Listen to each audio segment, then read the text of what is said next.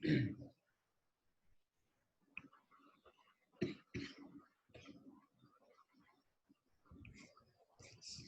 है, कल आपको कार्बोकैटायन बताए थे।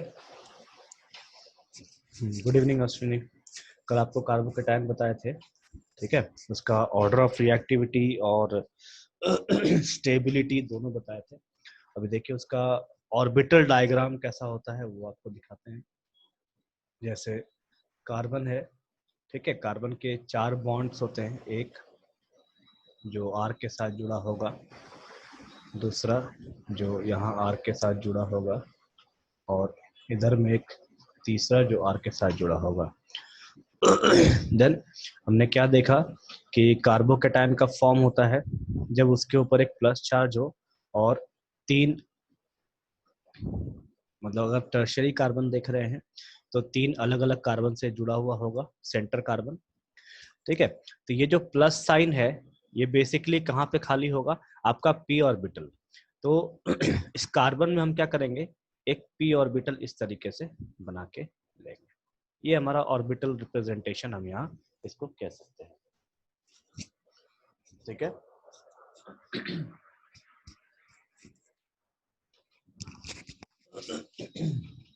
ये हमारा पी ऑर्बिटल है जो खाली होगा। ऑर्बिटल रिप्रेजेंटेशन ऑफ कार्बोकैटायन, ठीक है, इस तरीके से हम इसे यहाँ पे दिखाते हैं।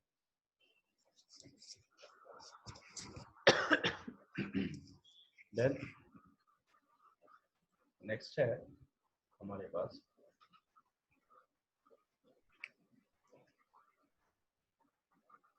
कार्ब एनायन, ठीक है।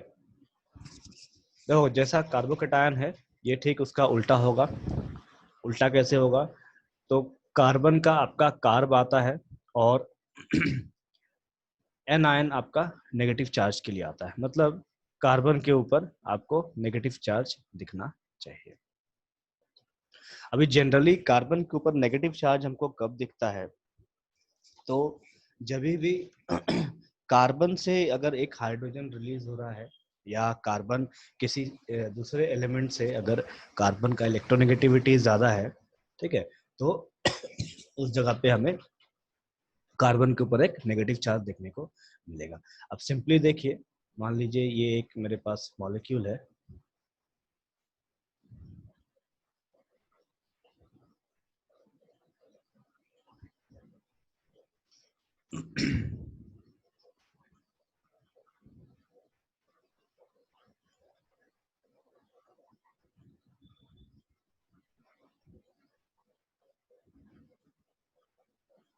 ठीक है। तो इस जगह पे जो इलेक्ट्रोनेगेटिविटी है कार्बन का वो ज्यादा होगा हाइड्रोजन से, ठीक है। तो हाइड्रोजन क्या करेगा, इसके इलेक्ट्रॉन को खींचेगा अपने तरफ। तो इस जगह पे हमें एक बॉन्ड का ब्रेकआउट देखने को मिलेगा। ब्रेकआउट कैसा होगा, तो वो इस तरीके का फॉर्मेशन हमको शो करेगा।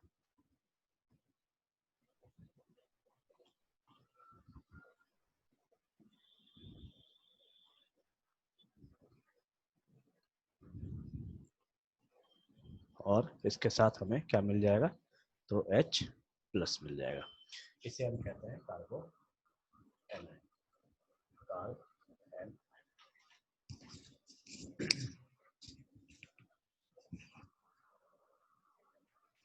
ठीक है।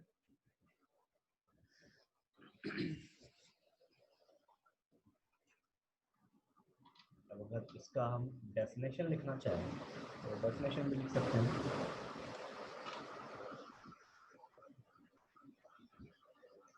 It is defined as the carbon or group of carbon that contains a negative charge, ठीक है। ये इसका डेफिनेशन हो सकता है। अब देखिए इसकी जो स्टेबिलिटी है और जो इसकी रिएक्टिविटी है ये कार्बोकेटायन के जस्ट उल्टा होगा। ठीक है, कार्बोकेटायन में हमने स्टेबिलिटी क्या देखा था, तो वहां पे टर्शियरी कार्बन जो है वो सबसे ज्यादा स्टेबल था और जो प्राइमरी कार्बन है वो सबसे ज्यादा रिएक्टिव था। ठीक है, तो यहाँ पे ठीक उल्टा हो जाएगा। मतलब अगर हम देखें तो ऑर्डर ऑफ स्टेबिलिटी ये हो जाएगा हमारे पास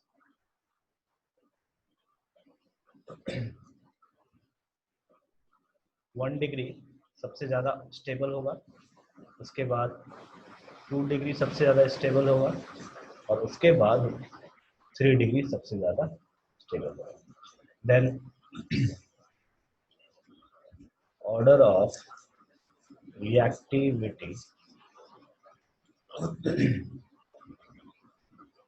ये हो जाएगा 3 डिग्री सबसे ज्यादा रिएक्टिव होगा, 2 डिग्री सबसे ज्यादा रिएक्टिव होगा और 1 डिग्री सबसे ज्यादा रिएक्टिव होगा।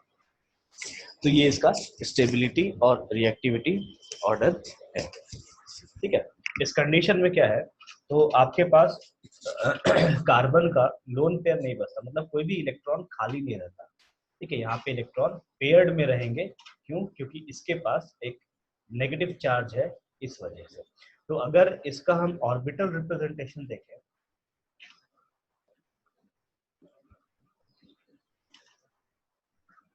ऑर्बिटल रिप्रेजेंटेशन ये कैसा होगा, तो कार्बन इसे हम इस तरीके से दिखाते हैं, उसके बाद एक आर, 2 आर और ये तीसरा आर मान लीजिए ऐसा लगा दिया गया। तो इस जगह पे हमें 2 इलेक्ट्रॉन इस तरीके से, 2 इलेक्ट्रॉन इस तरीके से हम दिखाते हैं। ठीक है, क्योंकि देखो यहाँ पे जब ये बॉन्ड ब्रेक हो रहा है, मेरा माउस को देखिए, जब यहाँ पे बॉन्ड ब्रेक हो रहा है तो कार्बन का जो इलेक्ट्रॉन है वो तो ये अपना रख ही रहा है, साथ में ये कर क्या रहा है, तो हाइड्रोजन के इलेक्ट्रॉन को भी खींच के लेके जा रहा है। तो कार्बन का इलेक्ट्रॉन जो अनपेयर्ड होना चाहिए वो अनपेयर्ड नहीं रह जाता, इसीलिए यहाँ पे इस ऑर्बिटल पे हम क्या करते हैं, तो आपको यहाँ पे पेयर्ड इलेक्ट्रॉन दिखाते हैं। अब देखिए इस जगह पे हाइब्रिडाइजेशन कई बार पूछा जाता है, तो याद रखना है हमें कि कार्ब एनायन जो है इसका sp3 हाइब्रिडाइजेशन होता है, sp3 hybridisation and for carbocation sp2 hybridisation. ठीक है, कार्बोकेटायन के लिए आपको sp2 मिलेगा और कार्ब एनायन के लिए आपको sp3 मिलेगा। ये काफी इंपॉर्टेंट है। ठीक है, कई बार डायरेक्टली ऑब्जेक्टिव में पूछा जाता है, इसे मैं इंपॉर्टेंट मार्क कर दे रहा हूं। ठीक है, और ऑब्जेक्टिव पर्पस। ठीक है, क्लियर है यहाँ पे? कार्बन एनायन समझ में आया? रिएक्शन इंटरमीडिएट में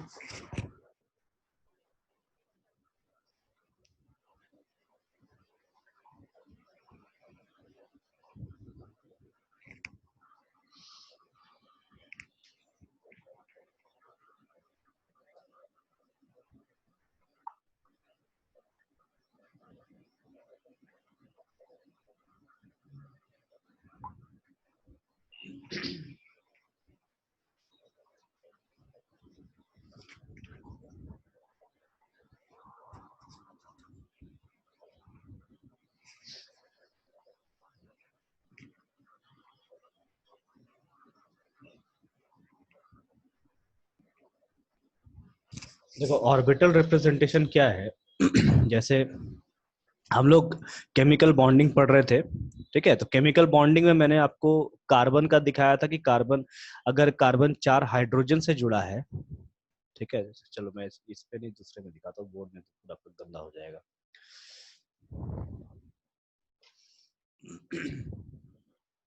अब जैसे CH4 है हमारे पास,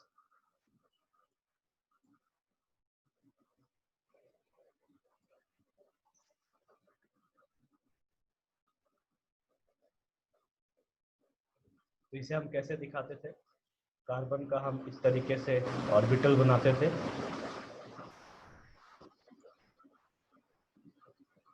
ठीक है। इसके बाद इस तरीके से बनाते थे,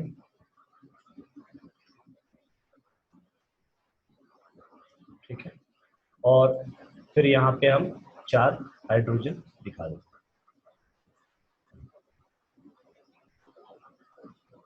ठीक है। अब कार्ब एनायन में क्या हो रहा है आपके पास, देखो यहाँ मैं नोटेशन डाल दे रहा हूँ, कार्बन, हाइड्रोजन, हाइड्रोजन, ये हाइड्रोजन, ये आपका हाइड्रोजन। कार्ब एनायन में क्या हो रहा है, तो कार्ब एनायन में आपके पास इस तरीके का फॉर्मेशन है, ठीक है। मान लो मैं टर्शियरी कार्बन की बात करूं तो इस तरीके का आपको फॉर्मेशन देखने को मिल रहा है। तो यहाँ पे मैं इस कार्बन को लिख सकता हूँ कि माइनस चार्ज के साथ ये 2 इलेक्ट्रॉन इसके पास होगा, 1 इलेक्ट्रॉन इसका खुद का और 1 इलेक्ट्रॉन हाइड्रोजन का, ठीक।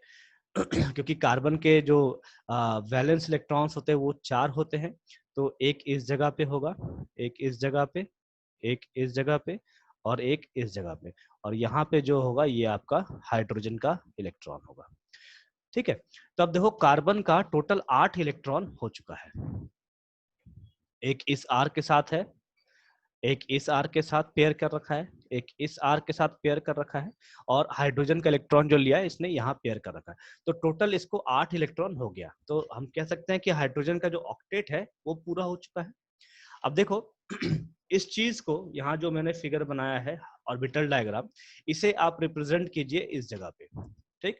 जहां पे मैंने हाइड्रोजन लगाया है वहां पे अब आप आर लगाइए। तो अगर हम आर लगाते हैं तो कैसा देखने को मिलेगा, तो फिर से मैं बना रहा हूं, देखिए कार्बन का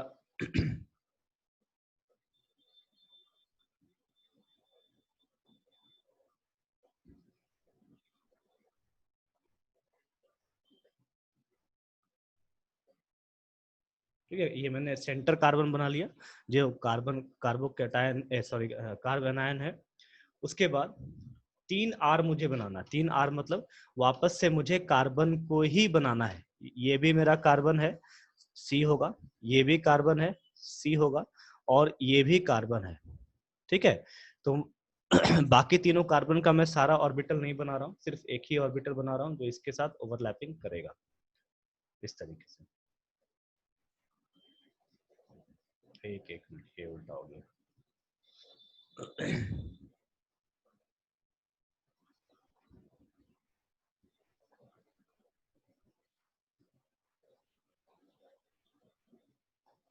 ठीक है, तो ये मेरा एक आर का हो गया, यहाँ पे मैं चारों नहीं दिखा रहा हूँ, सिर्फ एक दिखा रहा हूँ, ठीक है, आप कंफ्यूज ना होए।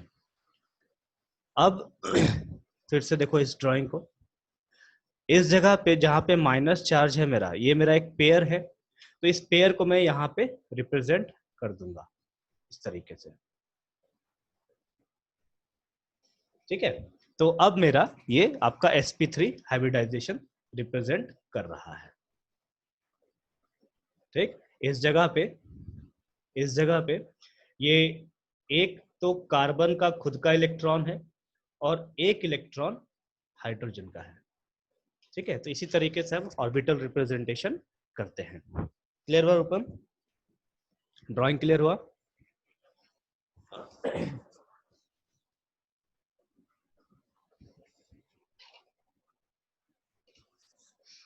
ठीक है, बाकी लोग को, बाकी लोग को रिप्रेजेंटेशन समझ में आ गया? देखो सिंपल रिप्रेजेंटेशन है, जैसा आप केमिकल बॉन्डिंग में पढ़े हैं, बस सिंपल सा उसी मेथड को फॉलो करना और कुछ नहीं करना।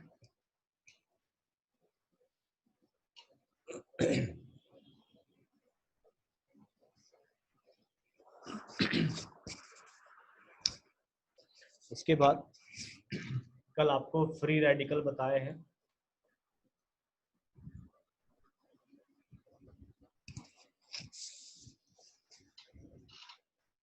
मनु क्या पूछ रहे हो? एफ आई क्या है? फिर से? अरे 2 बार बता चुके हैं यार। आप एक बार वीडियो देख लीजिएगा, ठीक है? अगर उसके बाद भी नहीं समझ में आता है तो फिर हम बता देंगे, ठीक है? क्योंकि 2 बार हम अभी ऑलरेडी बताए हैं। अब देखो कल आपको फ्री रेडिकल बताए हैं, ठीक? तो फ्री रेडिकल में मैंने आपको मेरे ख्याल से स्टेबिलिटी नहीं बताया है, तो आज हम स्टेबिलिटी देखेंगे फ्री रेडिकल का। अब देखिए फ्री रेडिकल जनरेट कैसे होता है, एक बार फिर रिपीट कर रहा हूँ। फ्री रेडिकल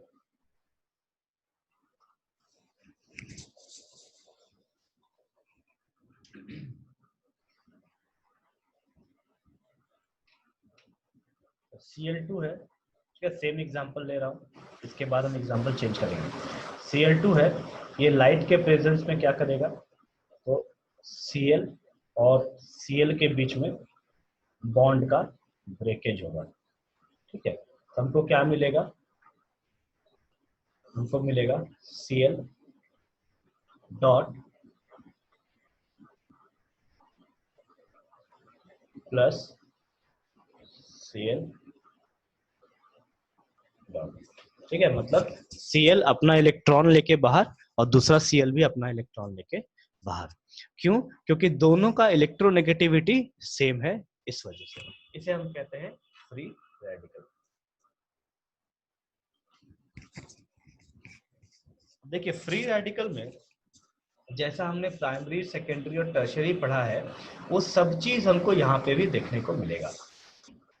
अब अगर कार्बन की बात करें, तो अगर कार्बन के ऊपर एक ऐसा डॉट है और ये कार्बन नेक्स्ट कार्बन से जुड़ा है इस तरीके से, और बाकी हाइड्रोजन से जुड़ा है इस तरीके से, तो इसे हम कहेंगे प्राइमरी फ्री रेडिकल।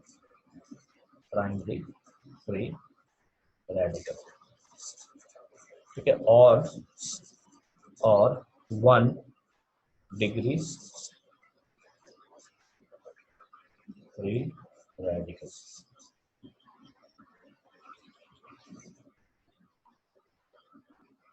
ठीक है? उसके बाद हमारे पास आएगा, कलर चेंज कर देता हूँ,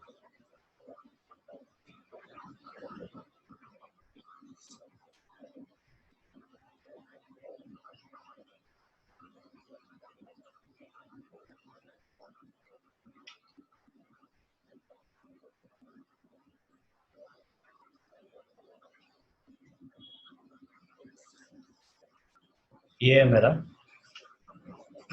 सेकेंडरी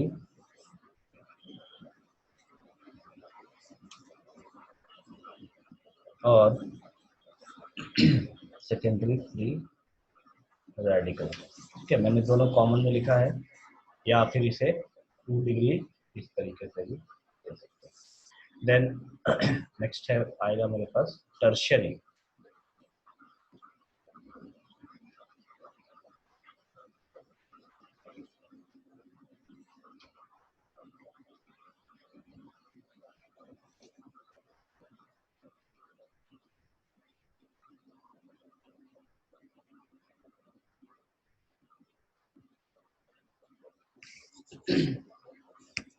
ठीक है?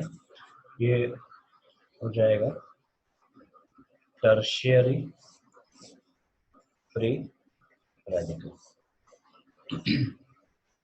और 3 डिग्री फ्री रेडिकल,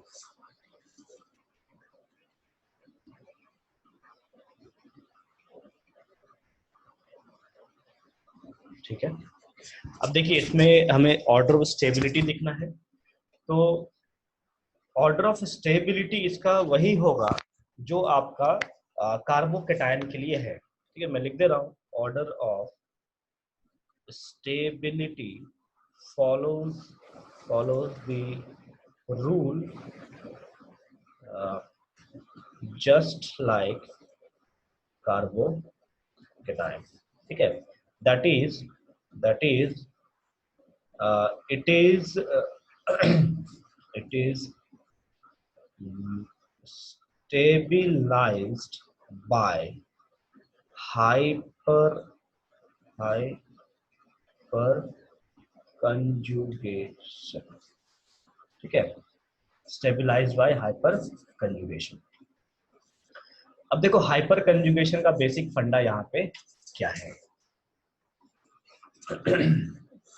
तो यहाँ पे मैं एक सेकंड, यहाँ पे मैं जो ऑर्डर ऑफ स्टेबिलिटी है वो ऐसे होगा, ठीक है, ये लिख देता हूँ।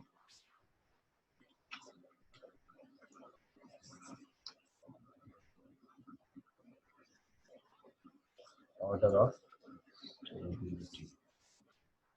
स्टेबिलिटी हमको मिलेगा 3 डिग्री, 2 डिग्री और फिर 1 डिग्री, ठीक है, और उसके बाद 1 डिग्री, 2 डिग्री और फिर 3 डिग्री।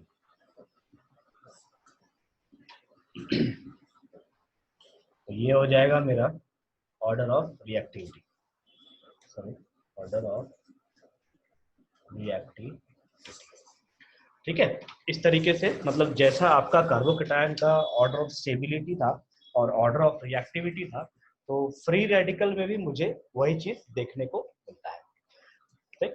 अब देखिए हम लोग वहां पे हाइपर कंजुगेशन ही समझते थे, लेकिन उस जगह पे हाइपर कंजुगेशन जो हम समझते थे वो क्या समझते थे, तो मिथाइल ग्रुप पॉजिटिव चार्ज को इलेक्ट्रॉन दे रहा है, ठीक है, मतलब ये जो मिथाइल ग्रुप है ये क्या कर रहा है, इलेक्ट्रॉन पॉजिटिव चार्ज को दे रहा है। कहाँ पे दे रहा था, कार्बोकेटायन पे। तो वहां पे आपको एक सिंगल बॉन्ड का फॉर्मेशन हो रहा है, ठीक। लेकिन यहाँ पे फर्क क्या है, तो यहाँ पे कुछ फर्क आ जाता है। अब जैसे देखो मैं टर्शियरी कार्बन का एग्जांपल दे रहा हूँ।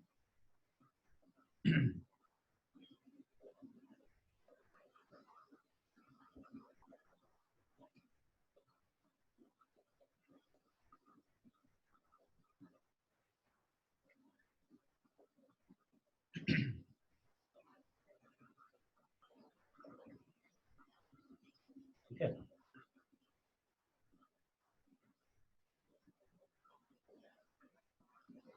इस जगह पे अगर टर्शियरी कार्बन का एग्जांपल लें CH3,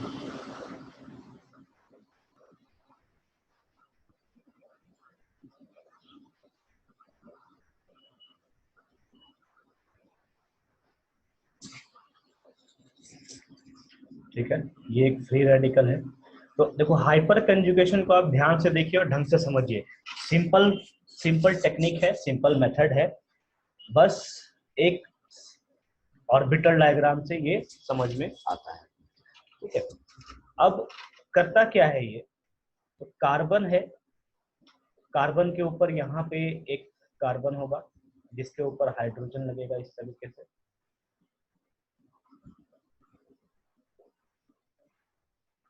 यहाँ एक कार्बन होगा मान लीजिए, इस पे हाइड्रोजन लगेगा इस तरीके से। उसके बाद यहाँ पे एक कार्बन है जिसके ऊपर हाइड्रोजन है इस तरीके, ठीक है। अब देखो हाइपर कंजुगेशन एक्चुअली करता क्या है, तो जो मिथाइल ग्रुप है, मतलब मेरे पास टोटल यहाँ पे 3 मिथाइल है, 1 2 और ये मेरा 3।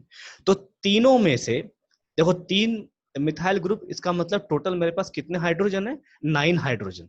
अभी ये हाइड्रोजन करता क्या है, तो 9 में से ये बारी बारी से हर एक हाइड्रोजन, मतलब मॉलिक्यूल को स्टेबलाइज करने के लिए ये हर एक हाइड्रोजन करता क्या है, अपना इलेक्ट्रॉन दे देता है और उसको छोड़ देता है। तो छोड़ेगा किस तरीके से, ये देखिए, मान लीजिए ऊपर का अगर हाइड्रोजन है जो इलेक्ट्रॉन दे के निकल रहा है,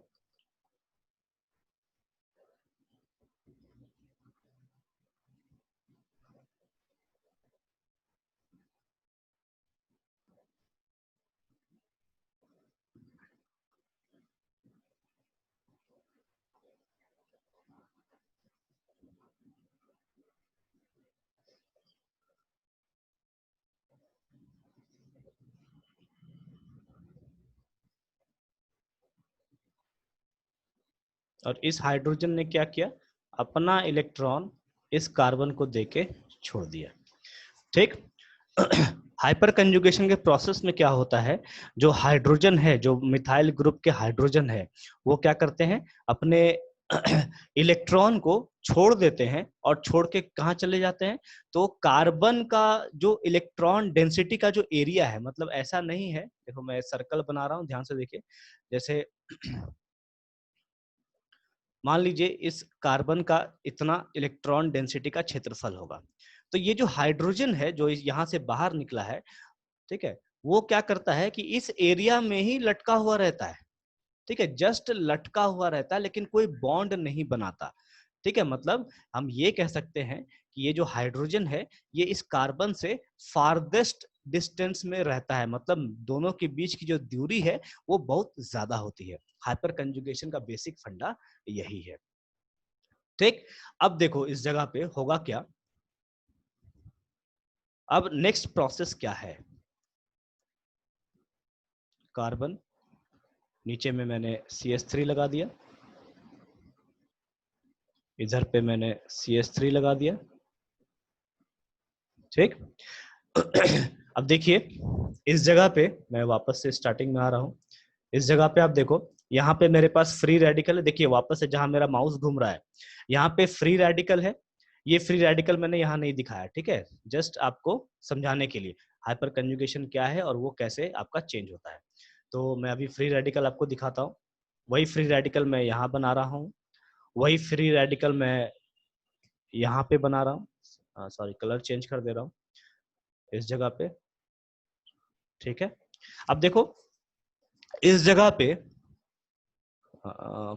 ये कलर लेते हैं, ये दोनों इलेक्ट्रॉन फ्री रेडिकल है, मतलब फ्री रेडिकल कहने का मतलब दोनों इलेक्ट्रॉन फ्री हैं, आपस में कोई बॉन्डिंग नहीं है।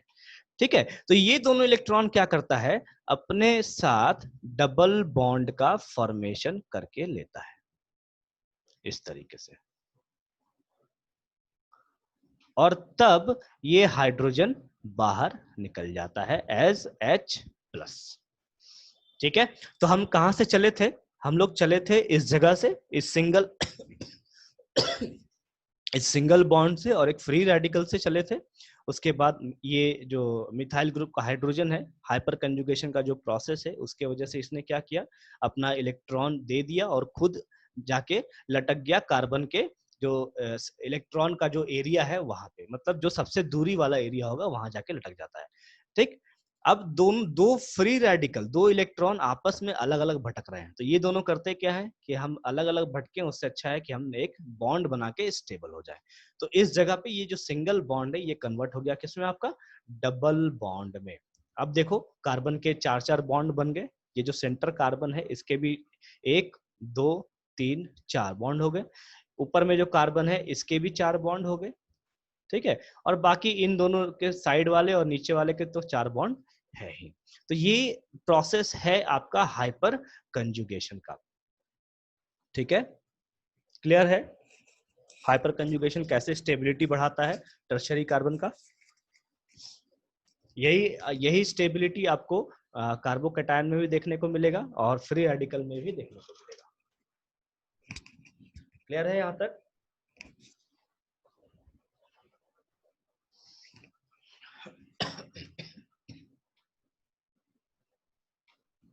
ठीक है,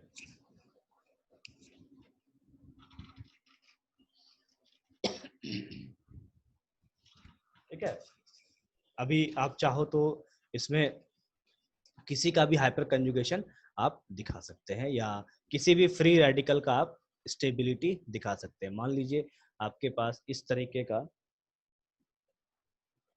कोई भी मॉलिक्यूल है, 1 मिनट होल्ड करेंगे सब।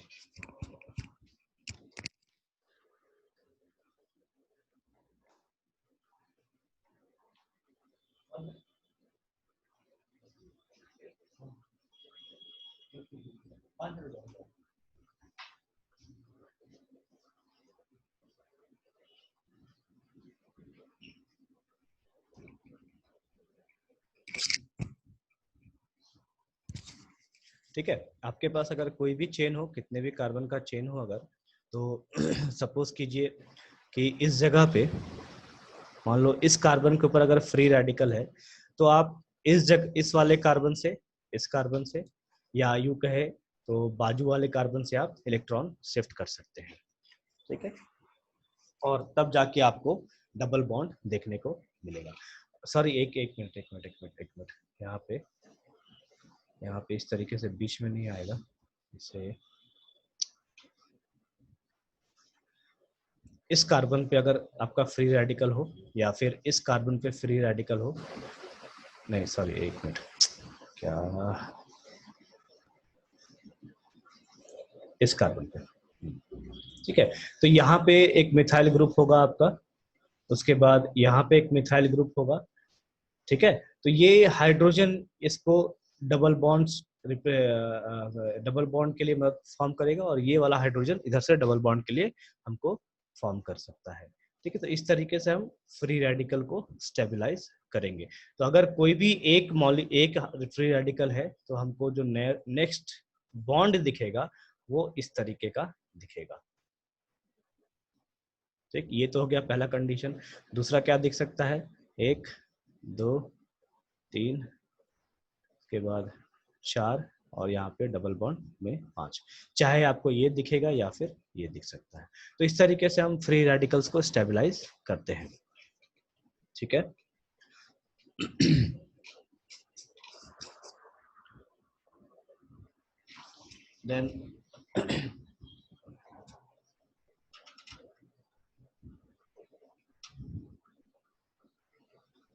देन नेक्स्ट है आपका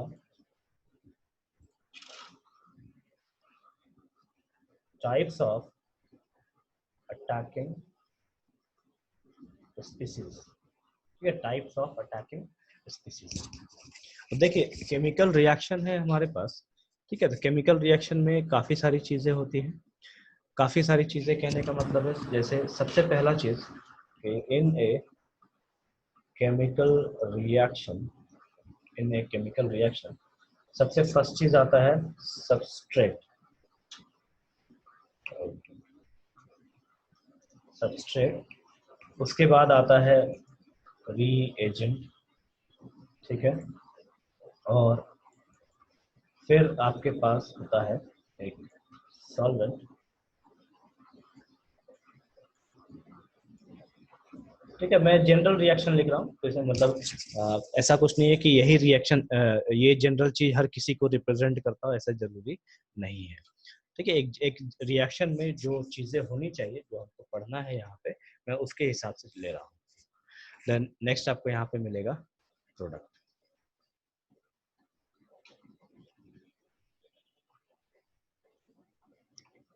ठीक है। तो इसे हम जनरली लिखते क्या है, मेरा जो सबस्ट्रेट है इसे जनरली हम कहते हैं रिएक्टेंट, ठीक। रीएजेंट को हम जनरली कहते हैं अटैकिंग स्पीसीज,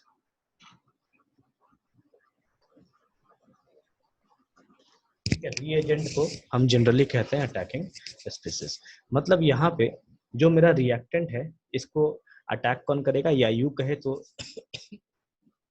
इसको प्रोडक्ट में चेंज कौन करेगा, तो ये अटैकिंग स्पीसीज यहाँ पे चेंज करेगा। और हमारा जो टॉपिक है ये टाइप्स ऑफ अटैकिंग स्पीसीज के बारे में है। तो जब आपका समय खत्म हो रहा है, क्योंकि 1 मिनट या उससे कम ही बचा हुआ है, मैं यहीं तक क्लास रखता हूँ। नेक्स्ट क्लास में हम लोग अटैकिंग स्पीसीज देखेंगे, ठीक है। आप बोर्ड को देखिए, बोर्ड जो शेयर करूंगा उसे पढ़िए, ठीक है। बोर्ड देखिए, नोट्स बना लीजिए अपना, कोई डाउट होगा तो नेक्स्ट क्लास में पूछ लेंगे।